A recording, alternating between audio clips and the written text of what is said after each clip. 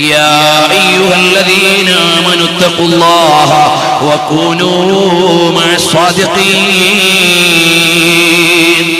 അതുകൊണ്ട് റമളാൻ മാസം വരുമ്പോൾ എന്റെയും നിങ്ങളുടെയും മനസ്സിലേക്ക് വരേണ്ടത് അല്ലാഹുവിലേക്ക് പോയ സാബിഖൂൻ എന്ന മഹാന്മാർ അവരുടെ ജീവിതം എങ്ങനെയായിരുന്നു, അവരുടെ റമളാൻ എങ്ങനെയായിരുന്നു, അവരുടെ ജീവിത രീതികൾ എങ്ങനെയായിരുന്നു, അതാണ് എനിക്ക് റമളാനിൽ പകർത്തേണ്ടത്.